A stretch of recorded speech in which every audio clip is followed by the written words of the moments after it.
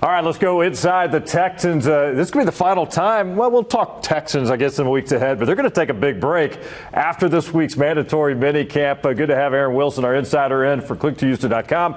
And Brian, Big Sarge Bearfield from Big Sarge Media in the house as well. Out every day, you guys there at camp so far, OTAs. This is minicamp week. Takes on a little bit different meaning because it's mandatory. Right, the importance ramps up a bit because you will have everybody there. So if you're a rookie, you may not get as many snaps. And if you're a veteran that hasn't been around, you better be in shape. And a lot of these guys, I've heard they've been working hard. All right, I want to start topic-wise. Sarge, we'll start with you, and then we'll all weigh in here. Shoulder gate with CJ Stroud. That has been the hot topic so far through these OTAs. That's the big question going in.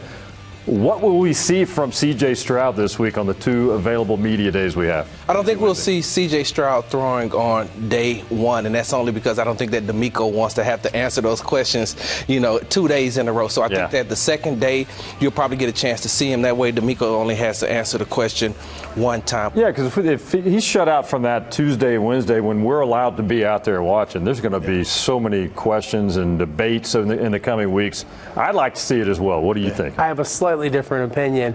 They do not care if we or the fans are going to be. They don't care about us? They not in that sense care about us generally. I know. Don't care about our opinion of CJ and his shoulder. And it is still, it's just a connective thing. It's muscles in the shoulder.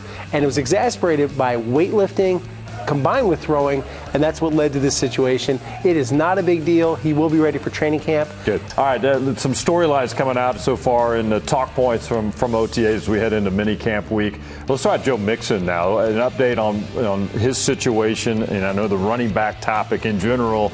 We're going to dive into that with Sarge as well. But Joe Mixon, what are you hearing on his situation right now? Right. Joe Mixon is not ready to practice. Joe is out of the walking boot, so he's making progress, but he still has his ankle wrapped up.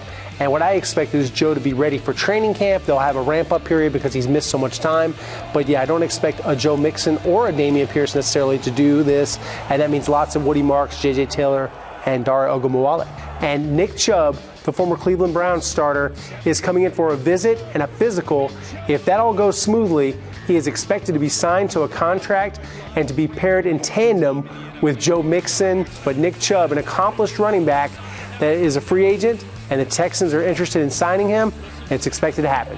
How impressed have y'all been with the receiving core in the limited stuff we get to see during OTAs? I really like what Nico Collins is doing. He is, coming into last season, he was wide receiver 1 on the line because you had Stephon Diggs, somebody who had put in the work and who had all of the accolades coming in behind him. So there wasn't a clear number 1. New role now. Yep. Right. That veteran presence is going to be up. So I really like this wide receiver group, especially those 2 Iowa State guys that they drafted. They got everybody's attention during OTAs. I can't wait to see them this week, and then, of course, when Big Camp opens. More on the receiving core. Kirk, he's got the injury situation, his history.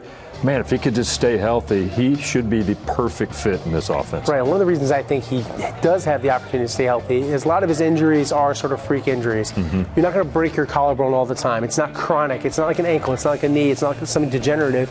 And he, I think, is going to be a great safety valve for C.J. Stroud. So we wrap it up. C.J. Gardner Johnson, you caught up with him a week or 2 ago on an off-site training session. He's apparently going to be at minicamp this week. How important is that to have a guy like that out there with the fellow veterans?